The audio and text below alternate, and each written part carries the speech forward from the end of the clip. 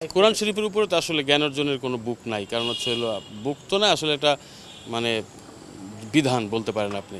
এটা বুক আকারে হয়তো বা আমরা দেখি, বই আকারে অথবা কিতাব আকারে, কিন্তু অ্যাকচুয়ালি তো জীবন বিধানটা। সো জানা যেটুক ছিল সেটুক তো ছিলই, যা জানা ছিল না তাও জানলাম। আর একটু জ্ঞান আসলে এটা শেষ বয়স পর্যন্ত অর্জন করা যায়। আমার লাইফের চাকাটা যেদিকে মোড় নিয়েছিল সেটা হচ্ছিল যে আমি আমার যে গানের লাইন আছে, গানের লাইনের যারা একটু ডিপ চলে যায় তারাই দেখবেন যে একটু সুফিজম নিয়ে আলোচনা করে, সেটা অস্বীকার করার কিছু নাই।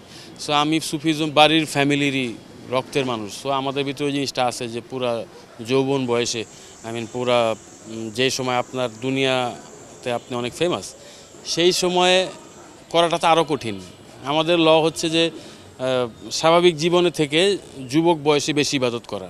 সো আমি তো গান তখন আসলে 3-3.5 বছরের জন্য পজ দিয়েছিলাম, শুধু আরও কিছু জ্ঞান অর্জন করার জন্য।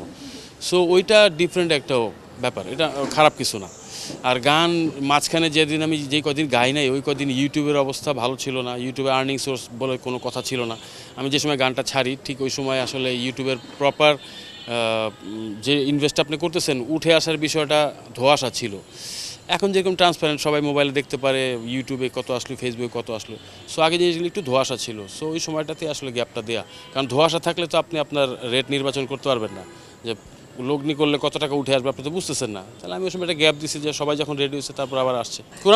কোরআন শরীফের উপরে তো আসলে জ্ঞান অর্জনের কোনো বুক নাই, কারণ হচ্ছে হলো বুক তো না, আসলে এটা মানে বিধান বলতে পারেন আপনি।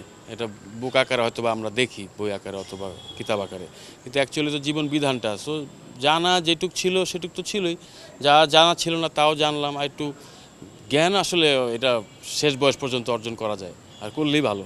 মায়ের সাথে সম্পর্ক সবারই ভালো থাকে। আমি আমি একটু কোয়াইট, তাই মায়ের আমার প্রতি আদরও বেশি। এটা সব বাবা মারই থাকে, ওইটা আমি ধরে রাখছি। তাকে এখনও কোয়াইট রাখি। আছেন আপনি বড় হয়ে গেছেন, মার সাথে একটু রাগ করে কথা বলতেই পারেন, যেটা আমি কম বলি অথবা বলি না, ওটার ফলে আমার সাথে ভালো সম্পর্ক।